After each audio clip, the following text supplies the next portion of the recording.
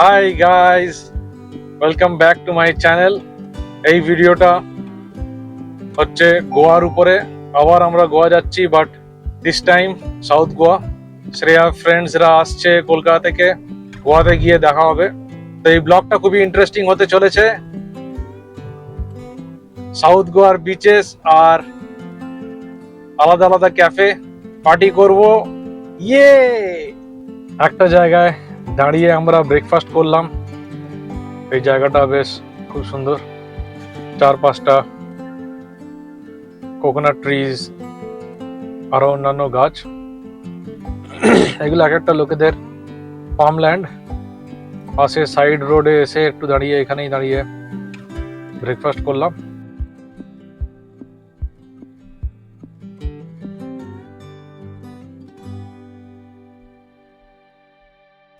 আর কিছুক্ষণের মধ্যে আমরা গোয়া ঢুকে যাব। অনেকটা চলে এসেছি, এখান থেকে আর অ্যারাউন্ড 50 কিলোমিটার মতন। তো যে রাস্তাটা দিয়ে এলাম, রাস্তাটা পুরো একদম ফরেস্টের মধ্যে দিয়ে স্টেট হাইওয়ে থেকে ন্যাশনাল হাইওয়ে 66-এ উঠে এলাম। এইটা হচ্ছে NH 66। ওইদিকে দূরে টোল।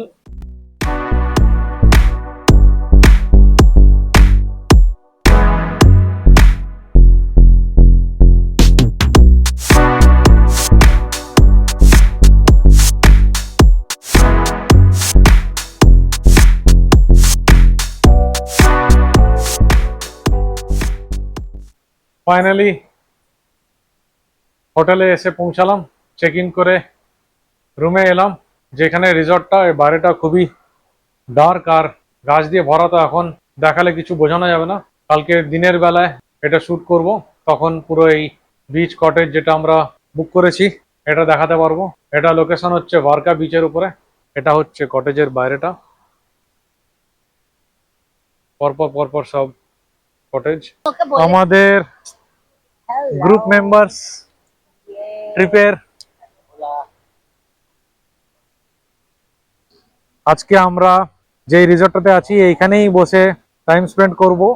এইটা হচ্ছে এই রিসর্টের রেস্টুরেন্ট। আমাদের এখন রাতের আড্ডা।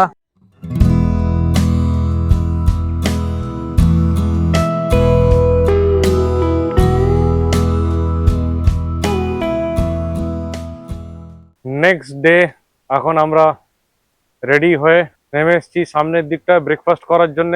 পেছন দিকটা হচ্ছে এই রিসর্টের সামনের এরিয়াটা, আর তারপরে তার পেছনেই ভারকা বিচ। এই পেছন দিকে যে লেনটা চলে যাচ্ছে এরই সাইডে হচ্ছে বিচ সাইড কটেজেস গুলো। এখন সকাল প্রায় 9টার কাছাকাছি। অতটা টেম্পারেচার এখনো হাই নেই, এরপরে আস্তে আস্তে গরম বেড়ে যাবে। এই যে সামনেটা, এটা হচ্ছে এই রিসর্টের সামনের এরিয়াটা, আর এই যে রেস্টুরেন্ট, এই যে সামনেটা, এটা হচ্ছে ভারকা বিচ। আমাদের গ্রুপ রেডি হয়ে গেছে আজকে ডে আউটিং এর জন্য। এটা আজকের আউটফিট সবার। এখন সব ছবি তোলা হবে, দারুণ। আমরা রিসর্টের সামনে একটা বিচ শাকে ব্রেকফাস্ট করছি। Cheese omelette, mushroom omelette, watermelon juice. হ্যাঁ, দারুণ না? বিচের সামনে সকাল সকাল, এটাই তো এনজয়মেন্ট। ফার্স্টে এলাম আজকে কোলভা বিচ। এর পেছনটা হচ্ছে আমার কোলভা বিচের পার্কিং। এখন কোলভা বিচের দিকে এগিয়ে যাচ্ছি। কোলভা বিচ এখান দিয়ে এন্ট্রি। কোলভা বিচের দিকে এগিয়ে যাচ্ছি এখন। এ মা, এটা কি? এইটাই আমি বলতে যাচ্ছিলাম। ওই যে কালকে আমি বললাম না যে কালকে পরিষ্কার করছে, দেখো ভালো করে। এটাকেই লোকে কি অবস্থা। এই বিচটা সাউথ গোয়ার one of the sea beaches. বিচের উপরে পুরো ওয়াটার অ্যাক্টিভিটিস, প্রচুর ভিড়। সাউথ গোয়া যেমন খালি বলে সেরকম খালি নয়, এখানে ভালো মতন ক্রাউডেড।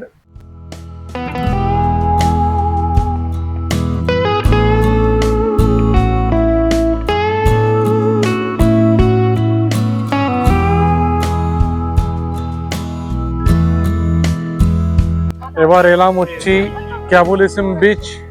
এটা আরো সাউথ পার্ট অফ যেখানে আমরা আছি ভারকা বিচ। দেখি এখানকার সিনিক বিউটিটা কেমন। একদম সামনেই পাহাড় দেখতে পাচ্ছি, একটু লেস ক্রাউডেড। যে আমরা এখানে যে কোভালেশন বিচটায় এসছি, এটার একটা মজার ব্যাপার হচ্ছে যে আমরা যত এগোচ্ছি আমরা পর্বতের মানে পাহাড়ের কাছাকাছি চলে আসছি। এটা ওই দিকটা দেখলেই বোঝা যাবে। আর আরেকটা মজার ব্যাপার হচ্ছে যে এইখান থেকেই আস্তে আস্তে রাশিয়ান টুরিস্টদের একটা মানে ঘনত্ব বেড়ে যাচ্ছে, এবং আমরা যেটা একদমই তাই। এবং এটা যে স্লোলি প্রোগ্রেসিং, এটা যত আমরা পরের বিচগুলোতে যাব বুঝতে পারবো। এবং মজার ব্যাপারটা হচ্ছে যে আমরা যেগুলো মুভিতে দেখতে অভ্যস্ত সেগুলো এখানে লাইভ দেখা যায়, এবং এটাও বোঝা যায় যে কিছু জিনিস বোধহয় মুভিতে থাকাই ভালো সামনে দেখার থেকে।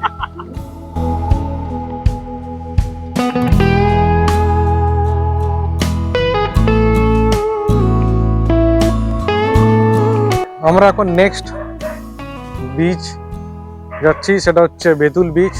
এরকম একটা সুন্দর ট্রেল দিয়ে যাওয়া, চারপাশটা বেশ খুব সুন্দর। এখন 12টা বেজে গেছে, বেশ প্রচন্ড গরম। সামনে বিচটা দেখতে পাচ্ছি, এটা একটা খুব সিনিক বিচ। সেটা সামনে গিয়ে একবার দেখি। বাঁ দিকটা পুরো রকি মাউন্টেন্স, পাহাড় দিয়ে ঘেরা বেতুল বিচ, বেশ দারুণ। ওই দিকটা পুরো পাহাড়। এটাও একটা সেক্লুডেড বিচ, সাউথ গোয়া। একদম লোকজন নেই, জনশূন্যহীন। কিছু কিছু ব্ল্যাক স্যান্ড দেখতে পাচ্ছি বালির উপরে। এইটা যে বিচটা, এই বিচটার নাম হচ্ছে বেতুল বিচ। এটা রাতুল রাতুল শুনতে, কিন্তু সত্যি বেতুল মানে তুলনাহীন আর কি বিচটা। কারণ এই বিচটাতে আমরা যে এলাম, একটু ওই দিকটা ঘোরালে দেখা যাবে যে আমরা একটা মোটামুটি ছোটখাটো একটা জঙ্গল মার্কা একটা জায়গার ভেতর দিয়ে হেঁটে হেঁটে এলাম। এসে বিচ আবার আমরা দেখতে পাচ্ছি একটা মানে টিলা বা একটা পাহাড়ি এলাকা টাইপের, মানে তিনটে ভূমিরূপ এক জায়গায় মিশে গেছে। এটা কিন্তু চট করে দেখা যায় না। এবং ব্যাপারটা খুব সুন্দর। আর এই সামনেটা হচ্ছে মোহনা। সেটা একটা তো বড় ব্যাপার। আরেকটা বড় ব্যাপার, এই যে জায়গাটা, এটা দেখলে আমার, যদি অনেকে মনে করে থাকে একটা পুরোনো সিনেমা ছিল মাস্ক অফ জোরো বলে, সেই সিনেমা ঠিক এরকম একটা ভূমিরূপ ছিল। তো মনে হতেই পারে আমরা বোধহয় ক্যালিফোর্নিয়ায় চলে এলাম, কিন্তু ইন্ডিয়াতেই বসে আছি। এটাও কিন্তু একটা মানে ভালো লাগার ব্যাপার।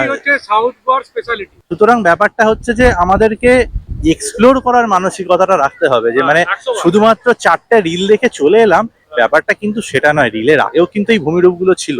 তো সুতরাং এক্সপ্লোর করার মানসিকতাটা থাকতে হবে। টুরিস্ট হলে চলবে না, ট্রাভেলার হতে হবে।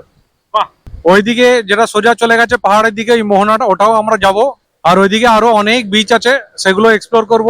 তাই ব্লগে টিকে থাকুন। এই মোহনাটা অবধি হেঁটে এলাম, নদীর সাথে সমুদ্র মিশে গেছে। একটা নৌকো বেরিয়ে আসছে, জায়গাটা খুবই সুন্দর। যে বোটটা দেখতে পাচ্ছি এইগুলো ওই ক্লাব বোট। এবার এখান থেকে আমরা বেরিয়ে যাব। বেতুল বিচ থেকে ঘুরে ফিশারম্যানস ওয়ার্ফে এলাম, এখানে লাঞ্চ করব। এটা খুব ফেমাস প্লেস। এখানে লাঞ্চ করে আমরা আবার আমাদের রিসর্টে ব্যাক করব কিছুক্ষণের জন্য। ফিশারম্যানস ওয়ার্ফে আমাদের ড্রিঙ্কগুলো এসে গেছে। এটা হচ্ছে রেনবো ড্রিঙ্ক, ভার্জিন মোহিতো। আমি ভাই পাতি লেবু জলেই খুশি। বাহ। বাঙালি Citrus, বাঙালি বিয়ার। এবার আমাদের নেক্সট খাঁটি খাবার বাঙালি। আসবে। লবস্টার। আমাদের আজকের special dish lobster, Goan style preparation lobster. বাকি কালামারি আর অন্যান্য মেনু। কেমন লাগছে এখানে খেয়ে? অসাধারণ।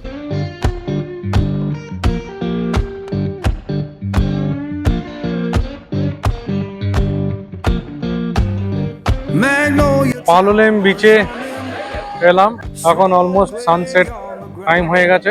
এই বিচগুলো প্রচন্ড ক্রাউডেড। এখান থেকে আমরা আর কিছুক্ষণ থাকবো, সানসেট দেখবো। সানসেট দেখে বাইরে যে ফ্লি মার্কেট আছে, সেই ফ্লি মার্কেটে গিয়ে কিছু শপিং করব। ফাইনালি আমরা আমাদের রিসর্টে আবার ফিরবো। এই বিচটার একটা মজা হচ্ছে, নামটার মধ্যে একটা মজা আছে, পালোলেম বিচ। মানে শুনলেই কেমন লেম লেম লাগে। আবার যারা ভূগোলের স্টুডেন্ট তারা ভাববে এটা কি পাললিক শিলা দিয়ে তৈরি নাকি।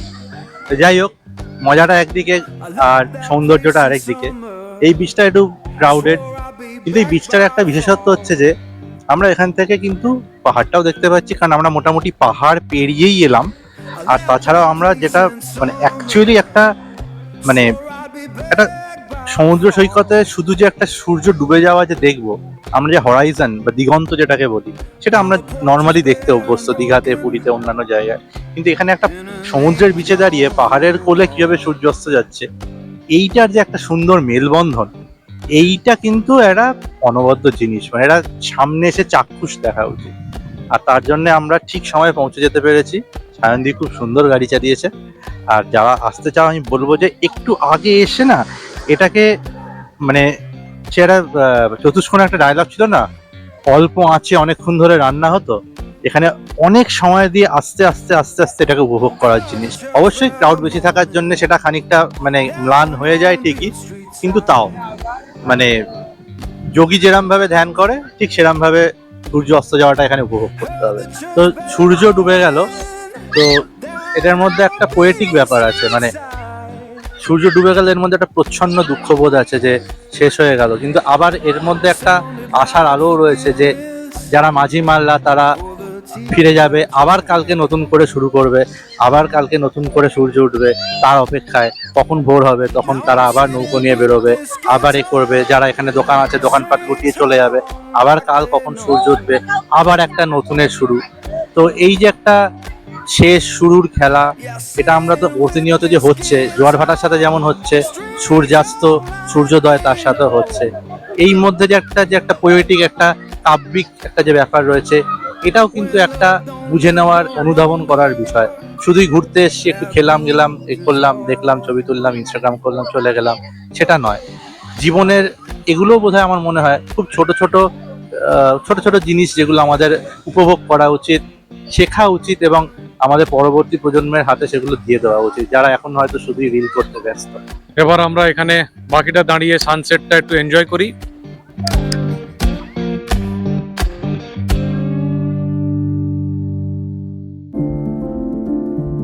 আমরা সারাদিন ঘুরে পালোলেম বিচ থেকে ফিরলাম রিসর্টে, দিয়ে একটু ফ্রেশ হয়ে ডিনার করতে বেরিয়েছি একটা জায়গা, ক্যাভেটিনা, ভেতরে এখন যাই।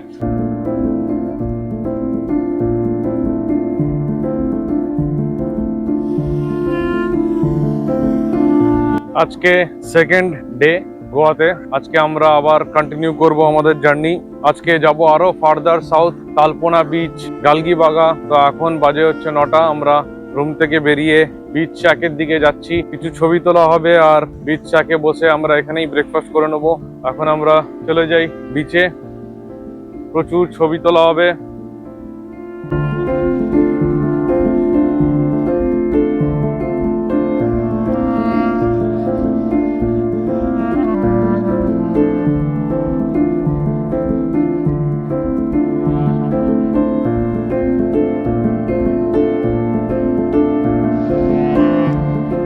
আমরা হোটেল থেকে বেরিয়ে যাচ্ছি টুয়ার্ডস গালগিবাগা বিচ। এই বিচটার আরেকটা নাম হচ্ছে টার্টেল বিচ বলে। এখানে পার্কিং এর একটু সমস্যা আছে, একদম লাস্ট পয়েন্ট অব্দি গাড়ি যায়, বাট ওখানে পার্কিং এর কোনো ব্যবস্থা নেই। বিচের উপর দিয়ে হেঁটেই আমরা মোহনাটা অব্দি যাওয়ার চেষ্টা করব। টার্টেল নেস্টিং সাইট বা টার্টেল দেখতে পারবো বলে মনে হয় না, ট্যুরিজম ডিপার্টমেন্ট থেকে করা। এই যে এখানে কিছু সাইনবোর্ড আছে ওয়াইল্ড লাইফ আর ইকো ট্যুরিজম থেকে, জায়গায় জায়গায় এরকম বোর্ড বসানো। বিচ বরাবর ছায়ার মধ্যে দিয়ে হেঁটে যাচ্ছি টুয়ার্ডস যেখানে গালগিবাগ রিভার এসে সমুদ্রের সাথে মিশেছে। এটা একটু ডিস্টেন্সে আছে আর কি। টার্টেল বিচে টার্টেল তো দেখতে পেলাম না, ওদের এখন হ্যাচিং সিজন, আর কোন টাইমটাতে আসলে দেখা যায় সেটা আগে থেকে জানলে পরে সেরকম ভাবে আসলে হয়তো দেখাও যেতে পারে। এরকম সিনারি, একদিকে সমুদ্র আর এই যে গালগিবাগা রিভার, এই যে সোজা ব্রিজটা, আর এই মাঝে যে ল্যান্ডটা, এটা অ্যাকচুয়ালি আইল্যান্ডের মতন। টুরিস্টদের জন্য বোট রাখা আছে দেখছি, জানি না এটাই করে কোথাও ঘুরতে যাওয়া যায় কিনা। নদীটার কাছে অব্দি একটু যাওয়ার চেষ্টা করি। এই নদীর ধার অব্দি নেমে এলাম, দারুণ হাওয়া দিচ্ছে এখানে। জায়গাটা এত সুন্দর হাওয়া দিচ্ছে, একদম একই সাথে নদী আর সমুদ্র, ব্যাপারটা খুবই দারুণ। এই যে জায়গাটা নাম হচ্ছে গলগিবাগা বিচ, তো সেই ছোটবেলার গলগি বডির মতো বসে পড়েছে। কিন্তু সত্যি গলগি বডির যেমন ফাংশন ছিল যে ক্যাপ্টেনের কাজ ছিল সবকিছু মনিটর করা, এবং সে মোটামুটি একটা কোষকে একটা জায়গায় পৌঁছে দিত যে ভাই এটা তোর কাজ, এবার এটা কর, এইটাকে ঠিক করতে হবে, মনিটরিং করতো। এই জায়গাটা হচ্ছে ওরকম, ঠিক আছে, মানে আমাদেরকে মনিটর করে বলে দিল যে এখানে আসতে হবে এবং দেখতে হবে। এবং প্রকৃতির কি অদ্ভুত সৃষ্টি। ওই দিকটা হচ্ছে সমুদ্র, এই দিকটা হচ্ছে নদী, মানে এই নদীটার নামই গলগি বাগা নদী, যেটা কি ওই দিক দিয়ে মিশেছে। আর ওই পাড়টা হচ্ছে একটা আইল্যান্ড, যেটা বেসিক্যালি একটু জুম করলে দেখা যাবে বেসিক্যালি কিন্তু ম্যানগ্রোভ।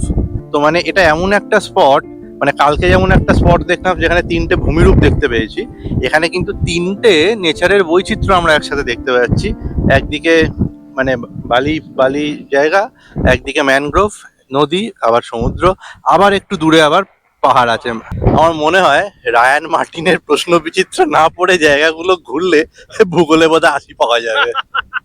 আমরা এসে পৌঁছালাম লাঞ্চের জন্য। এই জায়গাটা, ক্যাফেটার নাম হচ্ছে কালা বাহিয়া। এটা হচ্ছে পাটনেম বিচের ওপরে। এখান থেকে দেখছি সিনারিটা খুবই সুন্দর। এইটা হচ্ছে লোকেশন, খুবই সুন্দর। কিন্তু এখানে আনফরচুনেটলি রেস্টুরেন্ট আজকে ক্লোজ বেরোলো। জায়গাটা খুবই সুন্দর। এখানে আরেকটা ক্যাফে হচ্ছে, এটাও ক্লোজ। দারুণ জায়গাটা, অসাধারণ। পুরো চারপাশে রক্স। এইখানটা ঠিক সমুদ্র বলে মনেই হচ্ছে না, একদমই এখানে কোনো ঢেউ নেই। ওই পাশটা সমুদ্র। আর এইটা ছিল হচ্ছে ক্যাফেটা। আমরা এবার নেক্সট ক্যাফের জন্য সার্চ করছি কোথায় যাওয়া যেতে পারে। আমরা ঘুরে ঘুরে ফাইনালি এই ট্রি টপ তাওয়া রেস্টুরেন্টে এলাম। এটা ওই বে আগন্ডার পার্ট। এখানেই আমরা এবার খাবো, অনেক দেরি হয়ে গেছে। কোথাও রেস্টুরেন্ট খোলা নেই, বাহ এটা খুব সুন্দর। এই যে উপরে রেস্টুরেন্ট, খুবই সুন্দর। সামনে ওই রিভার দেখতে পাচ্ছি, ওই যে ওই দিকটা সমুদ্র, এদিকেও রিভারটা গেছে। আমাদের সাথে ফুল ঘাপলা হয়ে গেছে, গ্যাস ফ্যাস পাওয়া যাচ্ছে না, খাওয়া দাওয়া নেই, পেটে গ্যাস হয়ে গেছে। মুশকিল হচ্ছে যে কি করব। তারপর কি একটা কি নামটা কি কি গন্ধা, সুগন্ধা নাকি কোথায় একটা এসছে, এসব এইসব দিয়েছে, এইসব খাচ্ছি খেয়ে ডে। ও হ্যাঁ, অ্যাগন্ডা এইসব জায়গায় এসে মাথা মাথা কাজ করছে না, পেটে ডিজেল নেই, মাথা কাজ করবে কি করে। এইসব খাচ্ছি, এইসব কিসব দিয়েছে লাল লাল, এইসব গুলো খাচ্ছি। খাবার দিয়েছি, শেফ নাকি নাক ডেকে ঘুমোচ্ছিল, ওকে ডাক্তার যেতে হয়েছে। তারপর দেখি কি খাবার বানাবে ভগবান জানে, পেট চোঁচো করছে, পিত্তি পড়ে গেছে ভাই। আমরা এখন এখানে ফুল অন মজা করছি, সাথে ওয়াটারমেলন মিন্ট।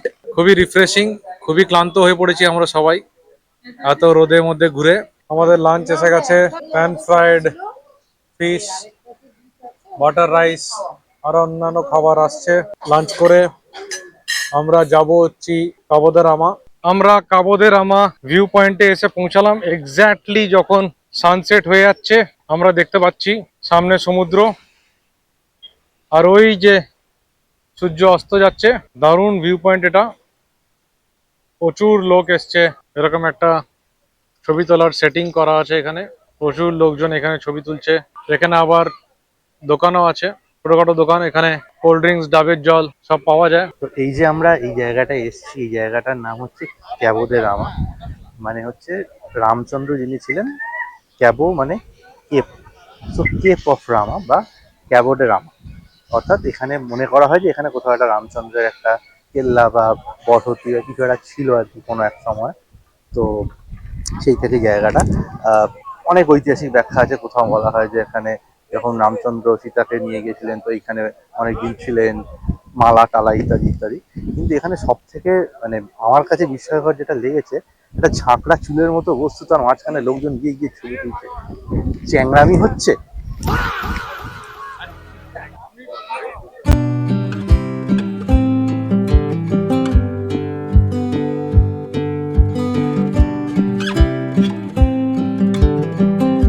আমরা সারাদিন ঘুরে রিসর্টে ফিরলাম। এইখানে যে বিচের উপরে যেখানে ব্রেকফাস্ট করেছিলাম জিমিস, সেখানে আবার এলাম। ডিনারটা সারবো আজকে, আমাদের লাস্ট নাইট। কিছু ড্রিঙ্কস আর তারপর ডিনার। সমুদ্রের ঢেউ দেখতে দেখতে আমরা ডিনার করব। লাস্ট নাইটে কি আর বলবো, উদাসী মন, ফিরে যেতে হবে। বিচের ধারে বসে আছি, টিম টিম করে আলো জ্বলছে। ওই বলে না যে জেগে থাকা শেষ প্রহরে খুঁজি আশ্রয়। কিসের আশ্রয় খুঁজি? পেয়ালায়। এখন হবে পেয়ালা, তা সেটা দিয়ে হবে আমাদের গম নিবারণ। তারপর খেয়ে জব্বর ঘুম। কাল অনেকটা পথ যেতে হবে। আমাদের আজকে লাস্ট ডে। ফিরে যাব আমরা ব্যাঙ্গালোর। বিচে যাব এখন, একটু চা খাবো আর লাস্ট একটু সমুদ্রে পা ভেজাবো। এখন বাজে প্রায় 9টা আমাদের হাতে আর কিছুক্ষণ টাইম আছে এই সিনারি আর এই মোমেন্টটাকে এনজয় করার জন্য। কিছু টাইমের জন্য এই যে অল্প মোমেন্টটা বাকি থাকে, এই মোমেন্টটা মনে হয় যতটা পারি এনজয় করে নিই।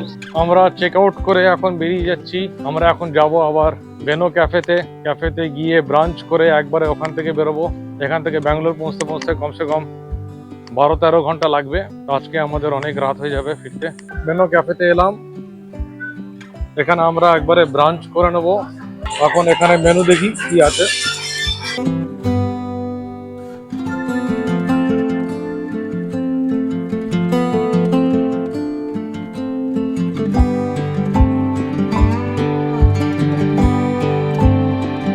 খাবার এসে গেছে, আমরা এখন হামলে পড়ব। দারুণ দারুণ সব খাবার। আমি সেখানে শুধু দুটো, বলুন তো এটা কি খাবার। আমাদের ব্রাঞ্চ হয়ে গেল, এবার আমরা বেরিয়ে যাব। এখানেই আমি আমার এই ব্লগটা এন্ড করে দেবো। তাহলে এই সিরিজটা কেমন লাগলো আমাদের south Goa with friends, definitely আমি জানতে চাই ইন দ্য কমেন্টস। তুমি আর কিছু বলতে চাও? আমার আর কিছুরই বলার নেই। খুব সুন্দর একটা ট্রিপ, খুব সুন্দর অভিজ্ঞতা, খুব সুন্দর, অনেক কিছু জানতে পারলাম, অনেক কিছু বুঝতে পারলাম। আর কি, এরম হোক, আসছে বছর আবার হবে।